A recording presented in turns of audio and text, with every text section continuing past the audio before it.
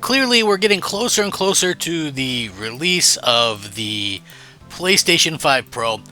Some of you probably might be tired of hearing about it, but I always scour the internet to look for articles or things like that where I can kind of talk about what's going on with the actual PlayStation 5 Pro, because a lot of people are excited about it, and I'm one of them, to be honest with you. I'm hoping that it kind of salvages what's been a pretty crappy year in general for gaming releases and for gaming news anyway. I mean, I've been waiting for quite a long time to actually get, something worthwhile of playing. Like, I enjoyed Starfield a hell of a lot last year, but it was like, that thing was kind of filled with issues as well. And, just in general, we keep seeing stuff kind of creep out that just is not living up to expectation, unfortunately. So, I figured I'd do the video and see what everybody thinks about it. So what's up, everybody? I'm Crap Gamer. This is Crap Gamer Reviews, of course, with another video. If you guys wouldn't mind, please like the video and, share it out. Let me know what you think. Would definitely be a very much appreciative thing. So anyway, we know that the PS5 Pro is coming. It's going to come sometime at this year. Digital Foundry was talking about it, which I think is cool. It could be up to 4 times more powerful than the PS5 in ray tracing, according to them, with this specification. This just came out. I'm going to link it in the description. The podcasts from Digital Foundry are usually pretty entertaining if you like hardware and gaming performance. The technology experts are responsible for analyzing and comparing the main consoles and titles that come out on the market, which is why now it's the turn for the poorest kept secret, which is the PS5 Pro. Like, again, you know why these things always leak, and I know I'm going to say it and everybody else says it.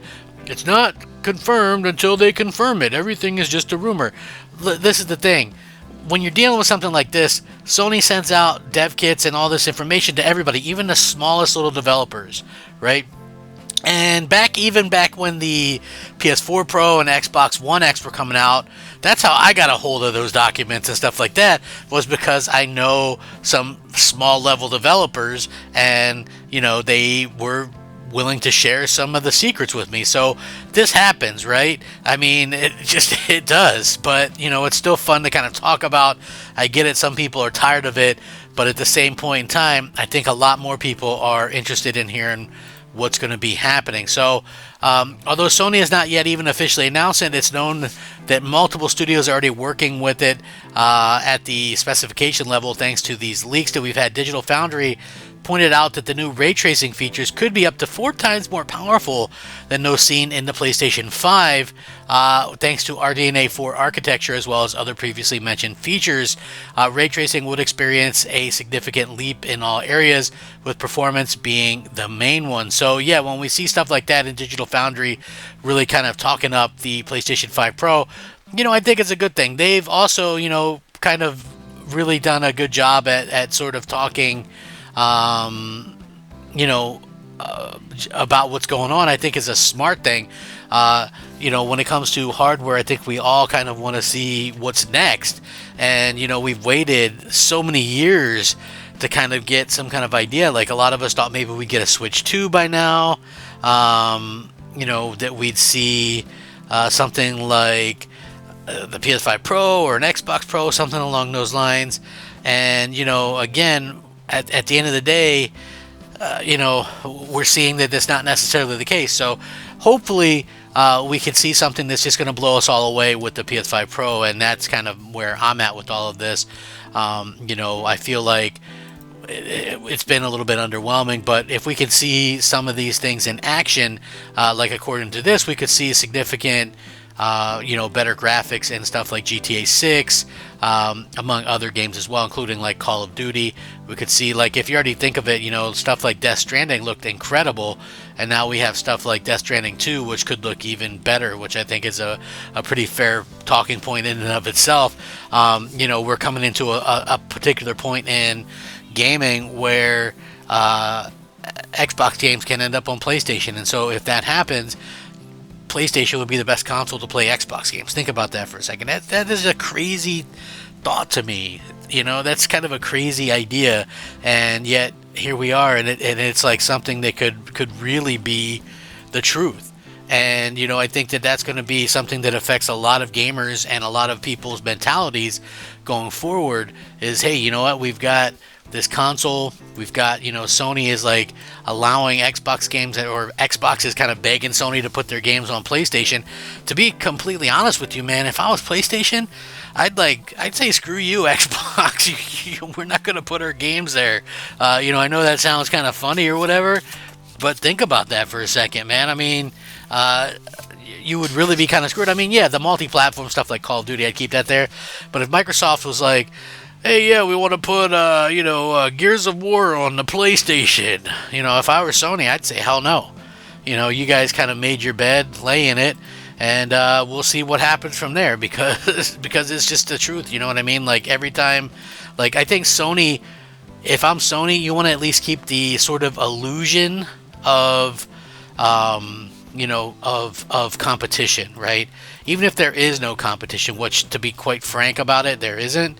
But you want people to think that there's an illusion of competition because at the end of the day, that's something that needs to be kind of there for people to go, well, I think you need that checks and balance system. So to me anyway, it does feel like that should be something that needs to be there, but is that going to be enough? Like I think that's going to be like the major question going forward.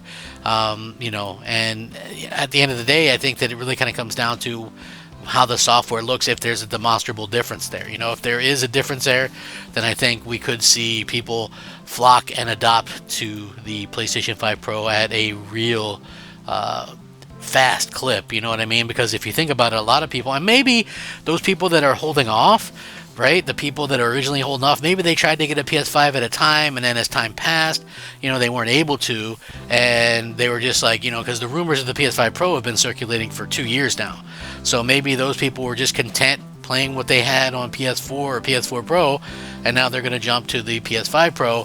And I think that's probably could be the case for many people, to be honest with you. And, it's like, I can't really say that they've missed much. I mean, I guess it depends on the type of gamer you are, but, maybe some people like Returnal. I didn't. I thought that game was crap, but, people might, is that worthwhile getting a PS5? I don't think so. Ratchet and Clank, that game looked great. You could beat it in about 8 or 9 hours. Is it worth $70? It wasn't. You could probably get it for half that now. Is it worth that? Maybe. But is that worth buying a PS5 over? I don't think so. Spider-Man 2, is that something that, that basically, is that worth it? I actually think not. Not at all. Like I couldn't even finish that game. And I've given multiple reasons behind that. But, we'll see how this kind of works out. I think that Sony has a lot of interesting stuff going on.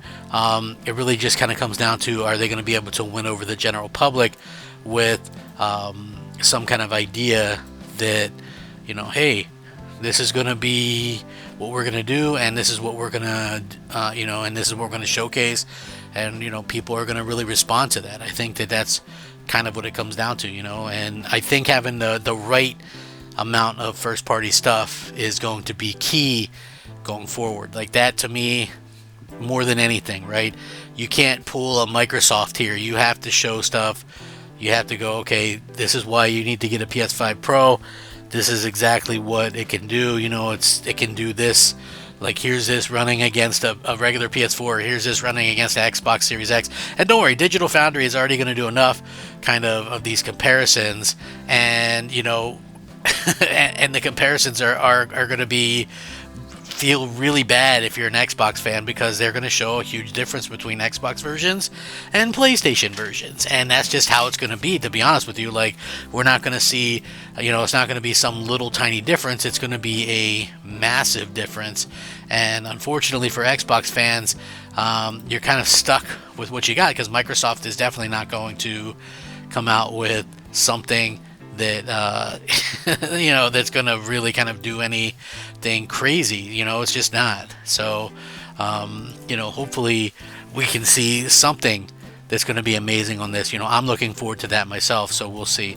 Anyway, with that being said, if you guys are interested in a PS5 Pro, let me know. I would most definitely appreciate it. It would mean a lot to me. And sound off down below in the comments. I appreciate it. Rack 'em up, fact 'em up, Crap Gamer 'em up, and we'll catch you next time. Crap Gamer out.